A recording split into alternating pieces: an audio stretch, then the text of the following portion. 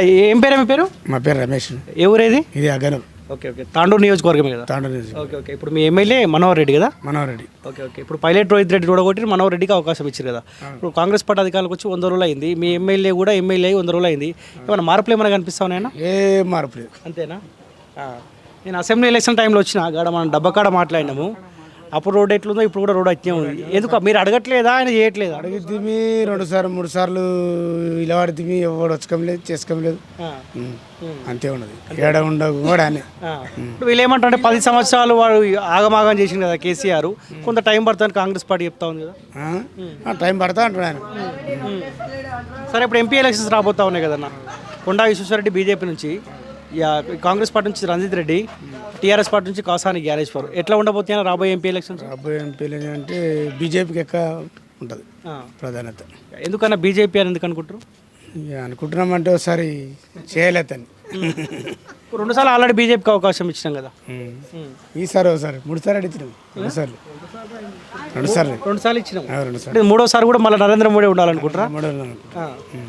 ఎందుకన్నా ఇప్పుడు ఇండియా కూటమి వీళ్ళు కూడా కాంగ్రెస్ పార్టీలు కూడా వస్తారు కదా.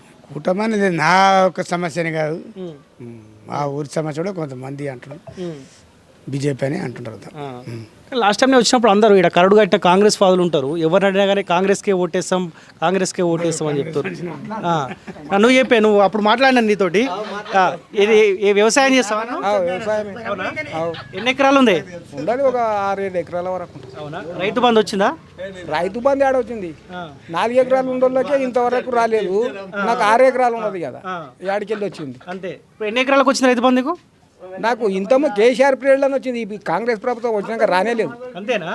ఇప్పుడు 2-3 ఎకరాలకు ఇచ్చినట్టుండగానే 2-3 ఎకరాలకి ఇచ్చిండు. నాకు 6 ఎకరాలు ఉన్నది కదా, అట్లా నాకు ఇంకా నా లిస్టు రాలేదేమో, అట్లా రాలేదు. ఎందుకు తగ్గించిండంటే గతంలో కేసీఆర్ కొండలు గుట్టలకు ఇచ్చిండు కదా మొత్తం. సరే, పేద రైతులు ఎవరైతే ఉంటారో వ్యవసాయం మీద ఆధారపడో వాళ్ళకే రైతు బంధు అందాలన్న ఉద్దేశంతో తక్కువ ఉన్న వాళ్ళకి 5 ఎకరాల లోపు వాళ్ళకి ఇస్తున్నా అంటుండు. మరి ఇక వాళ్ళ చేతులు అబ్బా, మనం ఏం చేస్తాం చెప్పడానికి? అంతే, ఇక వాళ్ళ చేతిలో మాట. మనము వేసినప్పుడే తీసుకుంటాము, మనం ఎందుకేమంటాను ఎవరిని అడుగుదాం? అంతే. ఊకే అప్పుడేమో ఫస్ట్ అందరికి వేస్తా అని అన్నాడు. ఇప్పుడు ఇవన్నీ పెట్టిండా, ఇవన్నీ చెప్పిండా. 4,000 పింఛన్ ఇస్తాను, నాకు పెన్షన్ వస్తుంది. 3 నెలల అదే 2,000 ఇస్తున్నాడు, అంతే. వేసినావు మొన్న అసెంబ్లీ ఎలక్షన్లో కాంగ్రెస్ పార్టీ కొట్టేసావా? కాంగ్రెస్ వేసినా. ఇక వాళ్ళ ఆశలు చెప్పి వేసినాము, ఇప్పుడు ఆశలు నిరాశలు అయినాయి. ఇక మోడీకి అంతే. మోడీది చేసిన గ్యారంటీ. ఒకటే రోజు మొత్తం దేశం మొత్తంలో 2,000 వేస్తున్నాడు, వేస్తాడు. దినాల పొంటి నెలల పొంటి అయితే ముందలు తీసుకపోడు. వచ్చిన వాళ్ళకి వస్తాయి, రాని వాళ్ళకి రాలు. ఇంటికి ఒకరికి అయితే కంపల్సరీ వేస్తున్నాడు. ఇప్పుడు మీ రోడ్డు మారదా? ఈ దుమ్ము ఇంతేనా? మరి ఏం చేస్తాం, మేమేతమా? అంతేనా? మరి అంతే. అప్పుడు పైలట్ రోహిత్ రెడ్డి ఏపీలే అని చెప్పి ఆయనకు ఓటు వేయకుండా కాంగ్రెస్ ఆయనకు అవకాశం ఇచ్చారు. మరి మనోహర్ రెడ్డికి అడుగుతలేరా మీరు? ఇక అడిగితే అతను గెలిచినాక ఒకసారి వచ్చిండు, పోయిండు. అతను తాండ్రులో ఉంటాడు, కనిపించదే. ఇక్కడ బషీరాజ్ పోతాడు, అతను దుమ్ములో కూడా పోతాడు. ఏం చేస్తాం మరి? దానికి ఏపీ అంటే మన నా చేతిలో లేదు, నీ చేతిలో లేదు.